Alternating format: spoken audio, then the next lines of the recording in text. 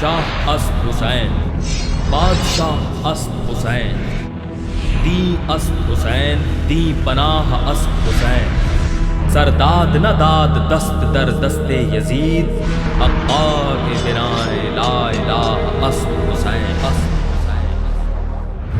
इमाम बाकर अलैहिस्सलातु वस्सलाम जन का जामे हदीस है, कुछ हिस्सा अॼु अर्ज़ु कंदुसि ऐं कुछ हिस्सा सुभाणे अर्ज़ु कंदुसि। मौला फरमाइनि था जाबिर खे, या जाबिर अयक्तफ़ी मन इंतहल तशय्यु, छा इहो काफ़ी आहे त हिकिड़ो माण्हू शियत जी दावा करे ऐं यक़ूल बिहुब्बिना अहलल बैत, ऐं ज़बान सां चवे त असां अहल बैत सां मुहबत कयूं था, बसि इहो काफ़ी आहे? मौला फरमाइनि था वल्लाहि, अल्लाह जो कसम, मा शियतुना, उहो असांजो शिया न आहे, इल्ला मन इत्तक़ल्लाह व अताहु, सवाइ उन जे जेको अल्लाह जी तक़वा इख्तियार करे ऐं अल्लाह जी इताअत करे, जेको अल्लाह जी नाफ़रमानीअ खां पंहिंजो पाण खे बचाए थो, अमल में, किरदार में, अक़ीदे में, उहो मुत्तक़ी आहे। ऐं मौला फरमाइनि था त असांजो शिया सिर्फ़ु उहो आहे जेको मुत्तक़ी बि हुजे ऐं अल्लाह जो फरमा बरदार बि हुजे, इताअत गुज़ार बि हुजे। वमा कानू युरफ़ून या जाबिरो इल्ला, फरमाईंदा ए जाबिर, इहे असांजा शिया सुञाता वेंदा आहिनि हिननि शयुनि जे ज़रिए। हाणे उहे शयूं जेके बयानु कयूं न, हिकु ॿ बयानु कंदुसि। पहिरीं फरमाइनि था बित्तवाज़ु, इनकिसारीअ जे ज़रिए सां। शिया वटि तकबुर न आहे हूंदो, तकबुर शैतान जो कमु, तकबुर बर्बादी आहे, इनकिसारी, तवाज़ु, पंहिंजो पाण खे हेठि रखणु। मौला फरमाईंदा असांजो शिया उहो आहे जेको इनकिसारी कंदड़ हुजे, इनकिसार, तकबुर कंदड़, मूंखां वॾो केरु मोमिन आहे ई कोन, मां हीअं थो कयां, मूंखां वॾो को अज़ादार आहे ई कोन, इहो तकबुर इंसान खे ख़राबु कंदो, तकबुर शैतान जो कमु। मौला फरमाइनि था त जेकॾहिं साम्हूं वारो तोखे तुंहिंजे उमिरि खां वॾो आहे तॾहिं बि सम्झ त इहो भलो आहे मूंखां, अगरि तुंहिंजे उमिरि जेतिरो आहे त बि सम्झ त मूंखां इहो भलो आहे, अगरि तुंहिंजे उमिरि खां नंढो आहे तॾहिं सम्झ त इहो मूंखां भलो आहे। ऐं पाण वज़ाहत कंदा हिनजी कीअं? मौला फरमाईंदा जेकॾहिं उमिरि में तोखां वॾो आहे त इहो ख़्यालु कर, इनखे वक़्तु घणो मिलियो आहे, तंहिंजे करे इन नेकियूं घणियूं कयूं हूंदियूं मूंखां, तंहिंजे करे मूंखां भलो आहे। जेकॾहिं उमिरि में नंढो हुजे त मौला फरमाईंदा इहो सोच त इनखे गुनाह करण जो वक़्तु घटि मिलियो आहे, तंहिंजे करे इन जा गुनाह थोरा हूंदा, तंहिंजे करे मूंखां भलो आहे।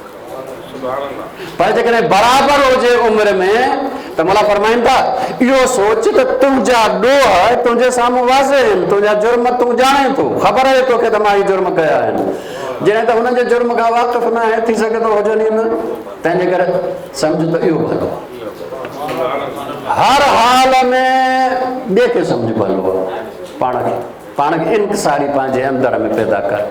मौला अमीरुल मोमिनीन अली इब्न अबी तालिब अलैहिस्सलातु वस्सलाम फरमायो, मौला फरमाइनि था त इंसान खे तकबुर सां कहिड़ो कमु, इंसान खे तकबुर सां कहिड़ो कमु, अव्वलुहा नुतफ़तुन व आख़िरुहा जीफ़तुन, पंहिंजी अगरि इब्तिदा ॾिसे त हिकु नजस कतरो हुयो, आख़िर ॾिसे त मुर्दार हुयो।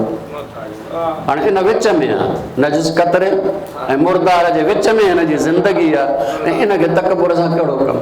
ॿी शइ वतख़शु, ख़शियत, असां चवंदा आहियूं नमाज़ जे लाइ, नमाज़ में ख़ुशू हुजे, ख़ुज़ू हुजे। ख़ुशू छा आहे, ख़ुज़ू छा आहे?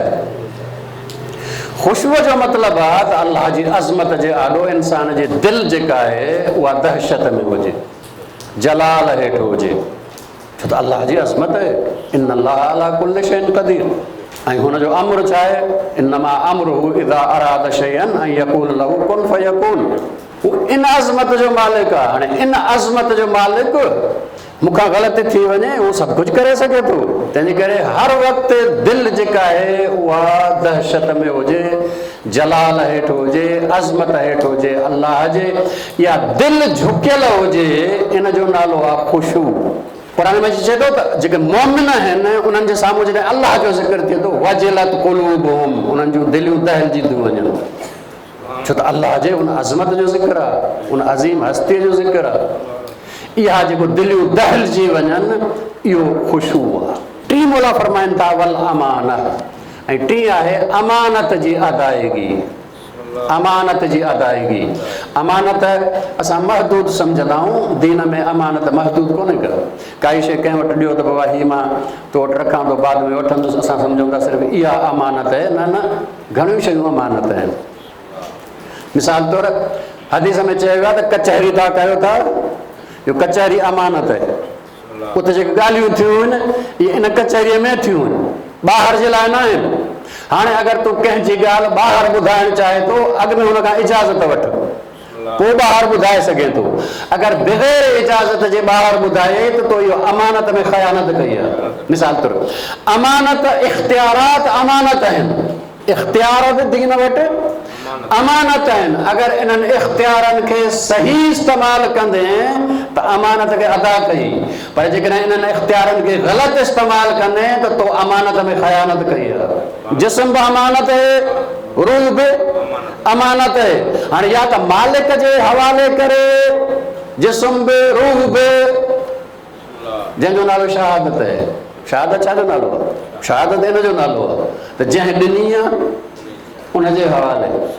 अगरि उहो घुरे थो त मालिक आहे ई उहो, तोखे त शुक्रियो अदा करणु घुरिजे। तो हेतिरे वक़्त ताईं तो वटि रही इहा शइ, रूह बि तो वटि रहियो, जिस्म बि तो वटि रहियो। हाणे अगरि घुरे थो त इहा शइ ॾेई छॾींदे त इन जो नालो ई शहादत आहे। क़ुरान मजीद में जेका आयत आहे व अद्दुल अमानत इला अहलिहा, अमानतूं पंहिंजे अहल जे हवाले कयो। इन जे तफ़सीर में आहे त हिते मुराद इंसाननि जो पंहिंजी जान, पंहिंजो इख़्तियार इमाम जे हवाले करणु। त तूं असांजो इमाम आहे, तूं असांजो क़ाइद आहे, तूं असांजो रहबर आहे, तूं असांजो वॾो आहे, तूं असांजो हाकिम आहे। चौथों व कसरत ज़िक्रिल्लाह, कसरत सां ज़िक्र करणु, कसरत सां ज़िक्र करणु। अल्लाह जो ज़िक्र छा आहे? अफ़ज़ल ज़िक्रो ला इलाहा इल्लल्लाह। इहो ला इलाहा इल्लल्लाह अल्लाह जो ज़िक्र, इहो मोमिन जी ज़बान इन ज़िक्र खां ख़ाली कॾहिं हुजणु न घुरिजे, हुजणु न घुरिजे। इमाम जाफ़र सादिक़ अलैहिस्सलातु वस्सलाम जन फरमाइनि था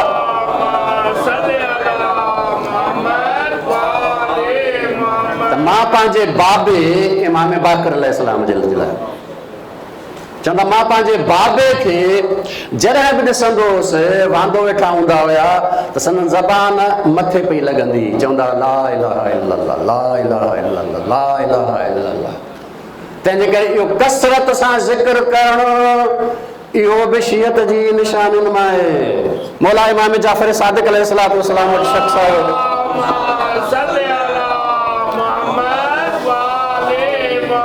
अची पंहिंजे गुरबत जी शिकायत कई।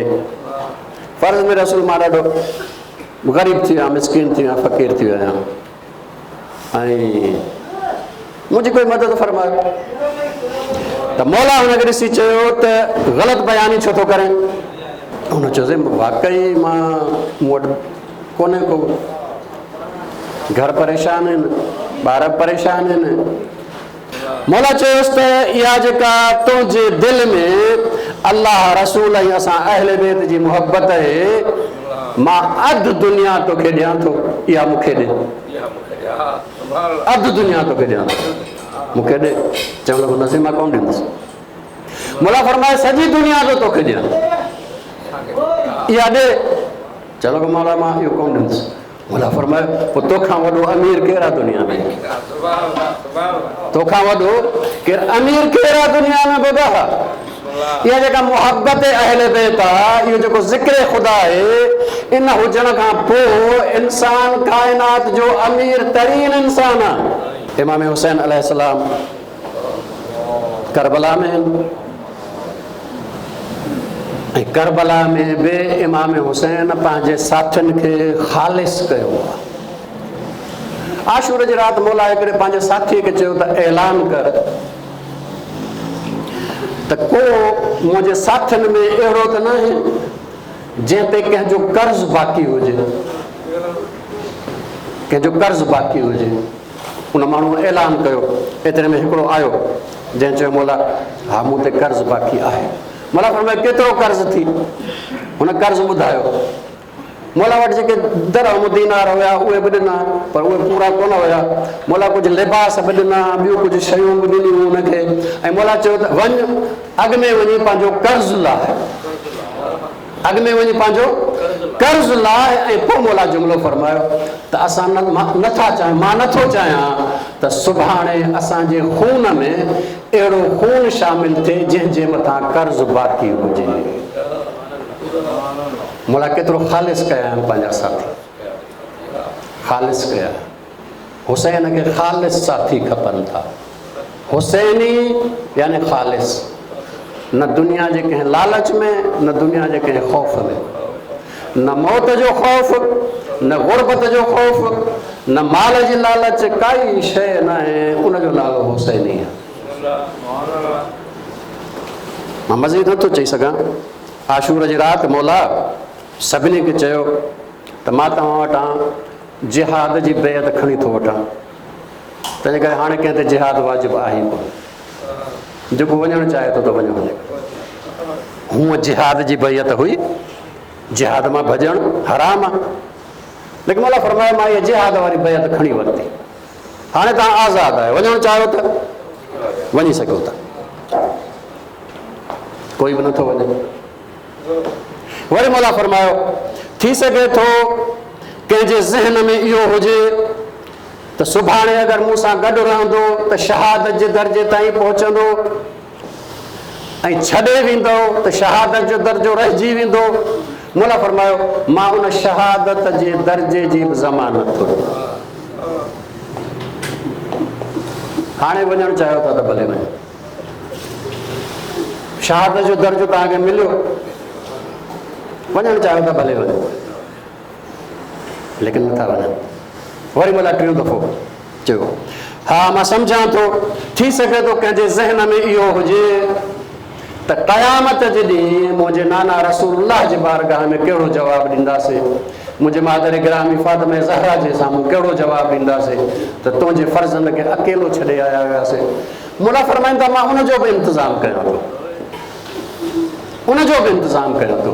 उनजो इंतज़ाम ईअं थो कयां, ख़याम मां कंहिं अहल बैत खे वठो, मदीने छॾिजो। क़यामत जे ॾींहुं चई सघंदा त अहल बैत खे मदीने छॾण आया हुआसीं। अहल बैत जे शहादत जी जॾहिं वारो आयो आहे, सहाबा सभु शहीद थी विया। हज़रत अली अकबर खे इमाम हुसैन पाण मोकिलियो आहे। कल्ह अर्ज़ु कयो पाण मोकिलियो आहे। ईअं न आहे त हज़रत अली अकबर पाण को इजाज़त घुरी आहे, न, इमाम हुसैन पाण मोकिलियो वञो। आख़िर में इमाम हज़रत अब्बास रहिजी विया। अब्बास हिन 72 जे लश्कर जो अलमदार। हज़रत अब्बास फरमाइनि था मौला उहो लश्कर किथे आहे जंहिंजो मां अलमदार हुयुसि? उहो अकबर किथे आहे? उहो कासिम किथे आहे? उहो मुस्लिम इब्न औसजा किथे आहे? उहो हबीब किथे आहे जंहिंजो मां अलमदार हुयुसि?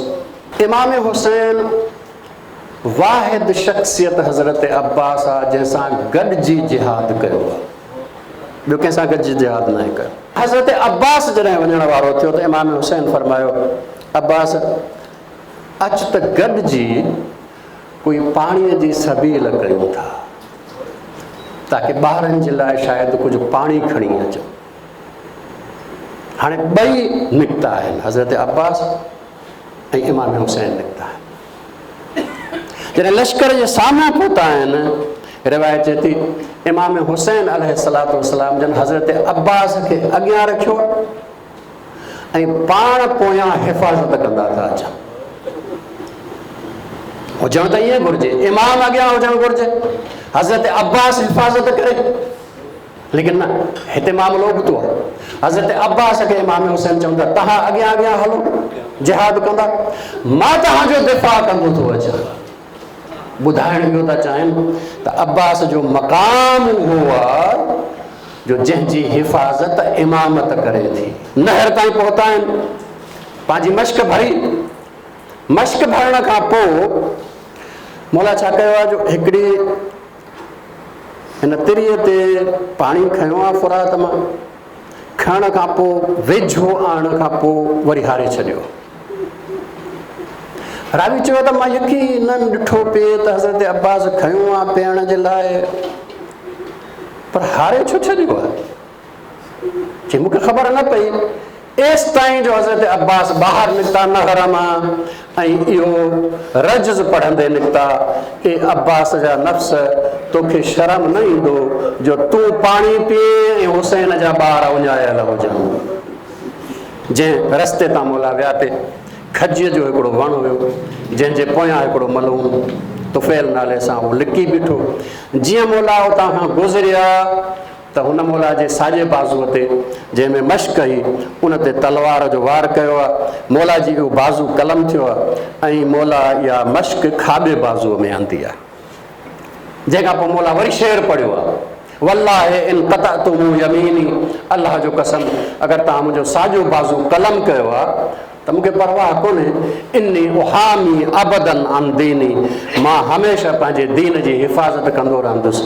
व अन इमाम सादिक़ यकीन, ऐं सादिक़ यकीन वारे इमाम जी हिफ़ाज़त कंदो रहंदुसि। नजल नबी ताहिर अमीन, जेको ताहिर ऐं अमीन नबीअ जो फ़र्ज़ंद आहे।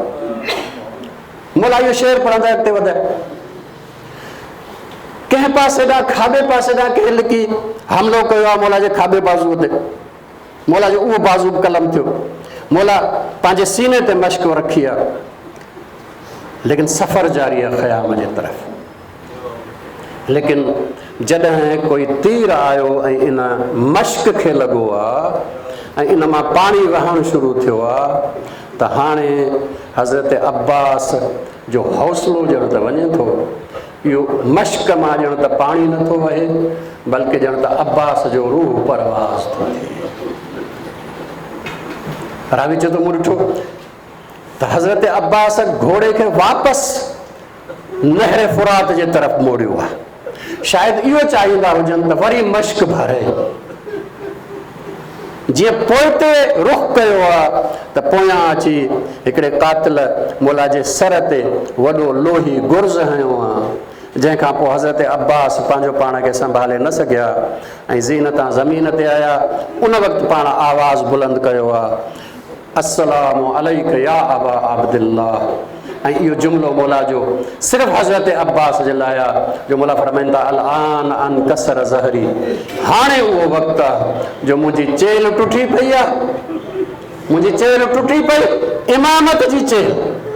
फरमाईंदा मुंहिंजी चेल टुटी पई आहे, वक़ल्लत हीलती, मुंहिंजो सहारो वियो हलियो, मुंहिंजो सहारो अब्बास वियो हलियो। तव्हां ॾिसो सॼी काइनात जो सहारो इमाम थींदो आहे, लेकिन इमाम चए थो मुंहिंजो सहारो अब्बास हलियो वियो। अला लानतुल्लाहि अला क़ौमि ज़ालिमीन, सयअलमुल लज़ीना ज़लमू अय्य मुनक़लिबिन यनक़लिबून। अल्लाहुम्मा कुल्लि वलिय्यकल हुज्जत इब्नुल हसन सलवातुका अलैहि व अला आबाइहि फ़ी हाज़िहि स्साअति व फ़ी कुल्लि साअ वलिय्यन व हाफ़िज़न व क़ाइदन व नासिरन व दलीलन व अईना हत्ता तुस्किनहु अर्ज़क तौआ व तुमत्तिअहु फ़ीहा तवीला। अल्लाहुम्मा सल्लि अला मुहम्मद।